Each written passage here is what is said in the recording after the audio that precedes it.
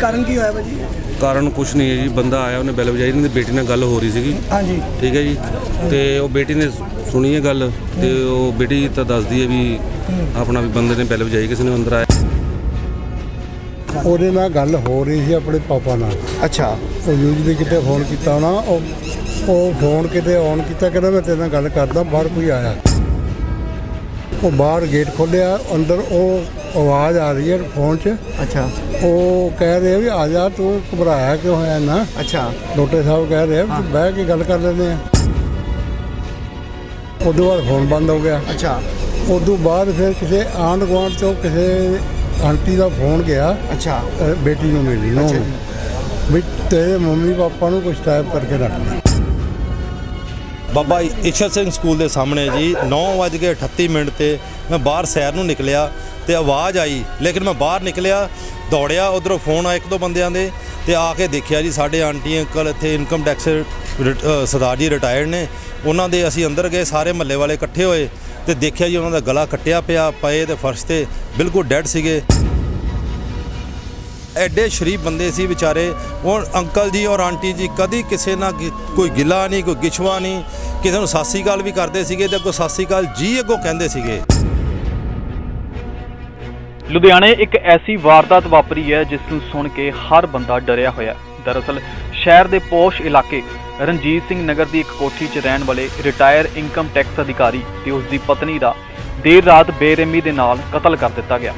ਮੁਲਜ਼ਮ ਨੇ ਤੇਜ਼ਧਾਰ ਹਥਿਆਰ ਦੇ ਨਾਲ ਬਜ਼ੁਰਗ ਜੋੜੇ ਦੇ ਗਲੇ ਵੱਢ ਦਿੱਤੇ। ਜਦੋਂ ਇਹ ਸਾਰੀ ਵਾਰਦਾਤ ਵਾਪਰੀ ਤਾਂ ਉਸ ਸਮੇਂ ਮ੍ਰਿਤਕਾਂ ਦੀ ਧੀ ਆਪਣੇ ਪਿਤਾ ਦੇ ਨਾਲ ਫੋਨ ਤੇ ਗੱਲ ਕਰ ਰਹੀ ਸੀ। ਉਸਨੇ ਫੋਨ ਤੇ ਸੁਣਿਆ ਕਿ ਇੱਕ ਬੰਦਾ ਉਹਨਾਂ ਦੇ ਘਰ ਆਇਆ, ਉਸਦੇ ਪਿਤਾ ਦੇ ਕੋਲ ਆਇਆ ਤੇ ਫਿਰ ਉਸ ਤੋਂ ਬਾਅਦ ਉਸਦੇ ਪਿਤਾ ਨੇ ਉਸ ਬੰਦੇ ਨੂੰ ਅੰਦਰ ਬੁਲਾਇਆ ਤੇ ਫਿਰ ਧੀ ਨੇ ਸੁਣੀਆਂ ਆਪਣੇ ਮਾਪਿਆਂ ਦੀਆਂ ਚੀਕਾਂ। ਉਸ ਤੋਂ ਬਾਅਦ ਆਪਣੇ ਮਾਪਿਆਂ ਦੀ ਫਿਕਰ ਕਰਦੀ ਹੋਈ ਧੀ ਸਹੁਰਿਆਂ ਘਰੋਂ ਭੱਜੀ ਆਈ, ਜੋ ਕਿ ਨੇੜੇ ਦੇ ਹੀ ਇਲਾਕੇ 'ਚ ਰਹਿੰਦੀ ਸੀ। ਧੀ ਨੇ ਜਦੋਂ ਘਰ ਆ ਕੇ ਦੇਖਿਆ ਤਾਂ ਧੀ ਦੇ ਹੋਸ਼ ਉੱਡ ਗਏ, ਕਿਉਂਕਿ ਉਸਦੇ ਮਾਪਿਆਂ ਦੀਆਂ ਖੂਨ ਨਾਲ ਲਿਬੜੀਆਂ ਲਾਸ਼ਾਂ ਘਰ 'ਚ ਪਈਆਂ ਸਨ ਤੇ ਘਰ 'ਚ ਹਰ ਪਾਸੇ ਖੂਨ ਹੀ ਖੂਨ ਸੀ ਤੇ ਉਸਦੇ ਮਾਪਿਆਂ ਦੇ ਗਲੇ ਵੱਡੇ ਹੋਏ ਸਨ। ਇਹ ਤਸਵੀਰਾਂ ਦੇਖ ਕੇ ਧੀ ਜਿਵੇਂ ਸਦਮੇ 'ਚ ਚਲੀ ਗਈ ਤੇ ਇਸੇ ਦੇ ਨਾਲ ਕਤਲ ਕਰਨ ਵਾਲੇ ਦੋਸ਼ੀ ਨੂੰ ਗੁਆਂਢੀਆਂ ਨੇ ਭੱਜਦਿਆਂ ਵੀ ਦੇਖਿਆ ਤੇ ਕਿਵੇਂ ਇਹ ਸਾਰਾ ਮਾਮਲਾ ਬਿਆਨ ਕੀਤਾ ਹੈ, ਸੁਣੋ ਜ਼ਰਾ।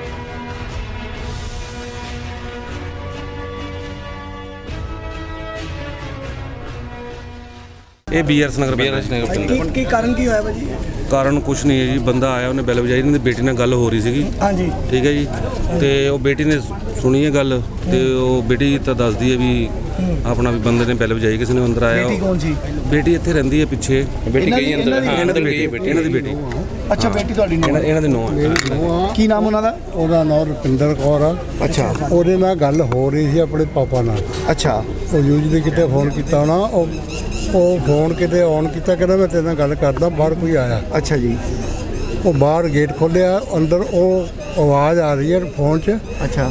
ਉਹ ਕਹਿ ਰਹੇ ਵੀ ਆ ਜਾ, ਤੂੰ ਘਬਰਾਇਆ ਕਿਉਂ ਹੋਇਆ ਨਾ। ਅੱਛਾ। ਡਾਕਟਰ ਸਾਹਿਬ ਕਹਿ ਰਹੇ ਵੀ ਬਹਿ ਕੇ ਗੱਲ ਕਰ ਲੈਂਦੇ ਆ। ਅੱਛਾ। ਉਦੋਂ ਬਾਅਦ ਫੋਨ ਬੰਦ ਹੋ ਗਿਆ। ਅੱਛਾ।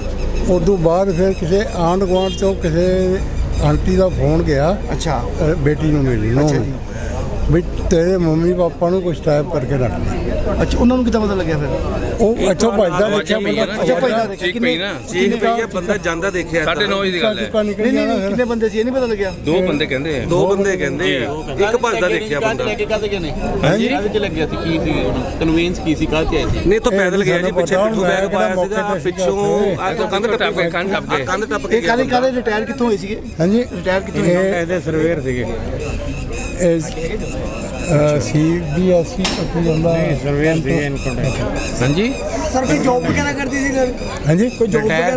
ਰਿਟਾਇਰ ਸੀਗੇ। ਬਾਹਰ ਜਾਣਾ ਸੀ ਇਹਨਾਂ ਨੇ ਹੁਣ। ਇਹਨਾਂ ਨੇ ਬਾਹਰ ਜਾਣਾ ਸੀ। ਫੌਰਨ ਚਲੇ ਸੀ। ਫੌਰਨ ਜਾ ਰਹੇ ਸੀ?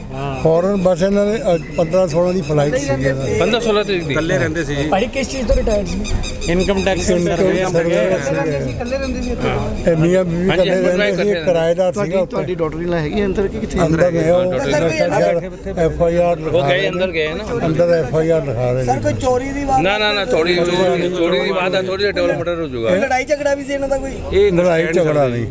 बुजुर्ग बंदा की लड़ाई झगड़ा बंदे बहुत शरीफ आदमी बुजुर्ग बंदे की लड़ाई झगड़ा होगा दसो ਸੀਸੀ ਕੈਮਰੇ ਦੀ ਬਾਤ ਸੀਸੀ ਕੈਮਰਾ ਇੱਥੇ ਤਾਂ ਨਹੀਂ ਲੱਗਿਆ, ਆਂਢੀ ਗੁਆਂਢੀਆਂ ਲੱਗਿਆ, ਕਿਤੇ ਆਇਆ ਹੋਊਗਾ।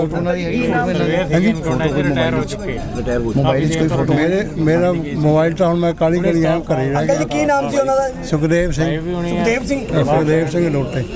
ਬਾਬਾ ਈਸ਼ਰ ਸਿੰਘ ਸਕੂਲ ਦੇ ਸਾਹਮਣੇ ਜੀ 9:38 ਤੇ ਮੈਂ ਬਾਹਰ ਸੈਰ ਨੂੰ ਨਿਕਲਿਆ ਤੇ ਆਵਾਜ਼ ਆਈ, ਲੇਕਿਨ ਮੈਂ ਬਾਹਰ ਨਿਕਲਿਆ, ਦੌੜਿਆ, ਉਧਰੋਂ ਫੋਨ ਆਇਆ ਇੱਕ ਦੋ ਬੰਦਿਆਂ ਦੇ ਤੇ ਆ ਕੇ ਦੇਖਿਆ ਜੀ ਸਾਡੇ ਆਂਟੀ ਅੰਕਲ ਇੱਥੇ income tax Sardar ji retired ਨੇ, ਉਹਨਾਂ ਦੇ ਅਸੀਂ ਅੰਦਰ ਗਏ, ਸਾਰੇ ਮਹੱਲੇ ਵਾਲੇ ਇਕੱਠੇ ਹੋਏ ਤੇ ਦੇਖਿਆ ਜੀ ਉਹਨਾਂ ਦਾ ਗਲਾ ਕੱਟਿਆ ਪਿਆ ਪਏ ਤੇ ਫਰਸ਼ ਤੇ ਬਿਲਕੁਲ ਡੈਡ ਸੀਗੇ।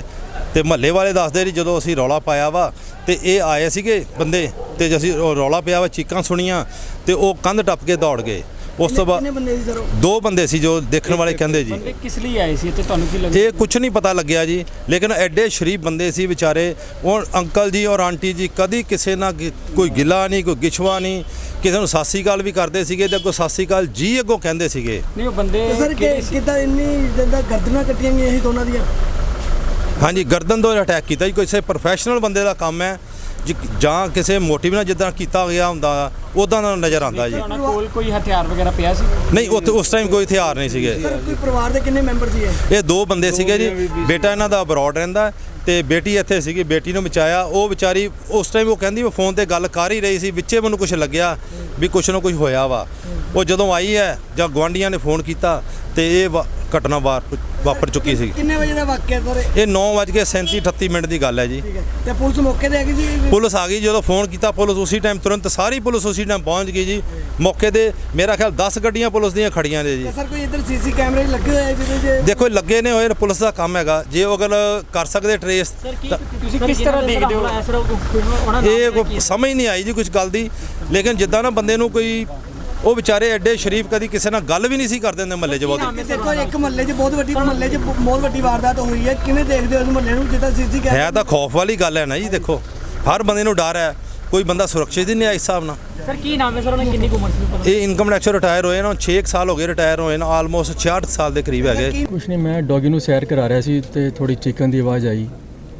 ਉਹ ਫਿਰ ਮੈਂ ਛੱਡ ਕੇ ਉਹਨੂੰ ਡੌਗੀ ਨੂੰ ਆਇਆ ਤੇ ਦੇਖਿਆ ਇੱਕ ਮੁੰਡਾ ਜਿਹਾ ਸੀ ਟੱਪ ਰਿਹਾ ਸੀ ਦੀਵਾਰ, ਟੱਪ ਕੇ ਉਹ ਸਿੱਧਾ ਨਿਕਲ ਗਿਆ। ਉਹ 2-4 ਬੰਦੇ ਇਕੱਠੇ ਕਰਕੇ ਦਰਵਾਜ਼ਾ ਖੋਲ੍ਹ ਕੇ ਦੇਖਿਆ ਤੇ ਅੰਦਰ ਖੂਨ ਬਿਖਰਿਆ ਸੀ, ਡੈਡ ਬੋਡੀ ਪਈ ਸੀ। ਸਰ ਕਿੰਨੀ ਕੇਜ ਦਾ ਬੰਦਾ ਹੋਣਾ ਜਿਹੜਾ ਬੰਦਾ ਨਿਕਲਿਆ ਸੀਗਾ ਦੀਵਾਰ ਟੱਪ ਕੇ? 30-35 ਸਾਲ ਤੋਂ ਹੋਏਗਾ। ਤੇ ਸਰ ਕਿੰਨੇ ਬੰਦੇ ਸੀ ਆਟੋ? ਇਕੱਲਾ ਹੀ ਦੇਖਿਆ ਮੈਂ। ਇਕੱਲਾ ਹੀ? ਬਾਈਕ ਵਗੈਰਾ ਗੱਡੀ ਨਹੀਂ, ਪੈਦਲ ਹੀ ਸੀ। ਤੇ ਕੋਈ ਸ਼ੱਕ ਲੱਗਦਾ ਕਿ ਜਾਣ ਪਛਾਣ ਦਾ ਬੰਦਾ ਸੀ, ਜਿਵੇਂ ਕਿ ਅੰਦਰ ਵਾੜਿਆ? ਮੇ ਵੀ ਜਿਹੜਾ ਜੋ ਲੋਕ ਦੱਸ ਰਹੇ ਸੀ ਹਿਸਾਬ ਨਾਲ ਤਾਂ ਉਹੀ ਹੋਏਗਾ ਜੀ। ਦੀਵਾਰ ਫਾਂਦ ਕੇ ਨਿਕਲਿਆ ਜੀ ਜਾਂ ਗੇਟ ਖੋਲ ਕੇ? ਦੀਵਾਰ ਪਾਂਦ ਕੇ ਜੀ। ਸਰ ਇਹਨਾਂ ਦਾ ਕੀ ਨਾਮ ਹੈ ਜੀ ਜਿਹੜੇ ਮਿਸਟਰ ਲੋਟੇ ਤੇ ਉਹ ਪੂਰਾ ਲੇਡੀਜ਼ ਦਾ ਮੈਂ ਨਾਮ ਕੀ ਜਾਣਦਾ। ਹੈ? ਗੁਰਮੀਤ ਕੌਰ। ਅਸੀਂ ਤੇ ਗੁਰਮੀਤ ਕੌਰ। ਤੇਜ਼ਧਾਰ ਹਥਿਆਰ ਨਾਲ ਲੱਗਦਾ ਜੀ ਸਾਰੀ ਵਾਰਦਾਤ ਜਿਹੜੀ ਜੀ ਕੀਤੀ ਹੈ। ਜੀ। ਨਹੀਂ ਹਥਿਆਰ ਉੱਤੇ ਸੱਟਿਆ ਹੈ ਕਿ ਲੈ ਕੇ ਚਲਾ नहीं, ब्लैक ਉੱਥੇ ਕੋਈ ਨਜ਼ਰ ਨਹੀਂ ਆਇਆ ਉੱਥੇ। हाँ सर क्या मामला था? देखो एक ये इंसिडेंट हुआ है, काफ़ी ग्रूसम मर्डर हुआ है। इसमें ऐसा लगता है कि जो यहाँ पे बुज़ुर्ग दंपत्ति रहते थे, सुखदेव सिंह गुरमीत कौर, रिटायर्ड लाइफ थी इनकी, कि डॉटर भी पास ही रहती थी। उस समय कॉल कर रही थी, कोई बंदा यहाँ पे आया और उसको इन्होंने अंदर बैठने के लिए अपेरेंटली कहा और बाद में वो इनका कत्ल करके और यहाँ से जंप किया। जब तक आसपास वालों ने आवाज़ सुनी वो पीछे आए, जिससे प्रतीत होता है करीब ये 30 से 35 साल के बीच का कोई आदमी है जो कि सिख दिख का है। उसने पगड़ी पहनी हुई थी, दाढ़ी भी लगती है उसकी, और करीब 5 फुट 5-6 इंच हाइट और अच्छी बिल्ट है उसकी। उसके ऊपर हम लोग काम कर रहे हैं। अभी तक कोई ऐसे विशेष ऐसी चीज़ नहीं लगी जिस वजह से पता चले कि कोई डायरेक्ट इनकी किसी से रंजिश चल रही थी। कुछ 2-3 क्लूज़ हैं, उन पे हम वर्क कर रहे हैं और घर वालों से हम जितने भी हैं और डिटेल्स कलेक्ट कर रहे हैं। एज़ ऑफ नाउ जो है पिछले 5-10 साल के अंदर इनका कोई डिस्प्यूट पता नहीं चलता, ना फैमिली के अंदर ना किसी और जगह। सर कत्ल किस चीज़ ना होया कुछ पता? आई थिंक ये तेज़दार हथियार इन्होंने यूज़ किया है, कोई चाकू नुमा चीज़ ही है जिससे इनको छाती पे वार किए गए हैं और कुछ गले पे हैं। सर किन्नी क बारी बार ਜਿਹੜੇ ਕੀਤੇ गए हैं? देखो ये चीज़ मुझे क्लियर नहीं है, पोस्टमार्टम पे क्लियर होगी। ये चीज़ है ना बहुत ज़्यादा क्लियर नहीं हुआ। फैमिली से हम बात कर रहे हैं और जितनी मिल रही है जानकारी उस हिसाब से हम अपनी तौर पे पूरी तरह उन पे वर्क कर रहे हैं काम। कैश और कोई सोना वगैरह तो नहीं? ऐसा कोई इंटेंशन लगा ही नहीं है। आने वाला जो है उसने सीधे इनके ऊपर वार किया है जिससे लग रहा है कि उसकी इंटेंशन इनको अटैक करने की थी। कोई आसपास सीसीटीवी वगैरह सर सामने है? हम लोग कर रहे हैं सभी पे वर्क, जो क्लूज़ आ रहे हैं उन पे धीरे धीरे हम लोग काम कर रहे हैं। जिससे डिस्क्रिप्शन मिला है वो भी उसी तरीके से मिला है। कोई एक यहाँ पे पीछे इनके पड़ोसी रहते थे, उन्होंने उस शख्स को देखा है। उसने एक पिट्ठू बैग लिया हुआ था और लूज सी शर्ट थी, डार्क कलर का। उसने पगड़ी, गोल पगड़ी बांधी थी और साथ में जीन्स की तरह का कोई कपड़ा था डार्क सर कलर। लगता है कि जान पहचान का कोई हो सकता है, क्योंकि अभी जैसे तक है ना, पानी वानी पिलाया, मतलब ये है कि हो सकता है कहीं ना कहीं उसको मिले हों 1-2 बार, ये चीज़ ज़रूर लगती है हमें। बट अभी इस चीज़ के बारे में पूरी तरीके से ये नहीं कहा जा सकता कि यही है। तो हो सकता है कोई आदमी कोई बहाना बना के भी आ गया हो, कोई भी। परिवार के मेंबर कौन कौन है सर? इनके 2 लड़के हैं, कनाडा के अंदर है और एक एडिनबरा में है, स्कॉटलैंड में। और एक लड़की इनकी यहीं पे रहती है, जिसकी कि 2007 में शादी हुई थी और जिसने फ़ोन कर रही थी जो उस समय इनको। सर इनकम टैक्स तो रिटायर है जी? ये असिस्टेंट इंजीनियर थे और ये CPWD में काम करते थे जब रिटायर हुए। Thank you. ਸੋ ਕਾਤਲ ਨੇ ਤੇਜ਼ਧਾਰ ਹਥਿਆਰ ਦੇ ਨਾਲ ਬਜ਼ੁਰਗ ਜੋੜੇ ਦੇ ਗਲ ਵੱਢ ਦਿੱਤੇ। ਵਾਰਦਾਤ ਸਮੇਂ ਜੋੜਾ ਘਰ 'ਚ ਇਕੱਲਾ ਸੀ ਤੇ ਵਾਰਦਾਤ ਤੋਂ ਬਾਅਦ ਕਮਰੇ ਦੇ ਫਰਸ਼ ਤੇ ਖੂਨ ਨਾਲ ਲਸਪਤ ਜੋੜੇ ਦੀਆਂ ਲਾਸ਼ਾਂ ਮਿਲੀਆਂ। ਮੌਕੇ ਤੇ ਪੁਲਿਸ ਨੇ ਪਹੁੰਚ ਕੇ ਮਾਮਲੇ ਦੀ ਜਾਂਚ ਸ਼ੁਰੂ ਕਰ ਦਿੱਤੀ ਹੈ ਤੇ ਇਸੇ ਦੇ ਨਾਲ ਫਿੰਗਰਪ੍ਰਿੰਟ ਐਕਸਪਰਟ ਤੇ ਡੌਗ ਸਕੁਐਡ ਟੀਮ ਨੇ ਵੀ ਮੌਕੇ ਤੇ ਪੁੱਜ ਕੇ ਜਾਂਚ ਸ਼ੁਰੂ ਕੀਤੀ ਹੈ। ਲੁਧਿਆਣਾ ਤੋਂ ਤਰਸੇਮ ਭਾਰਦਵਾਜ ਦੀ ਰਿਪੋਰਟ, ਡੇਲੀ ਪੋਸਟ ਪੰਜਾਬੀ।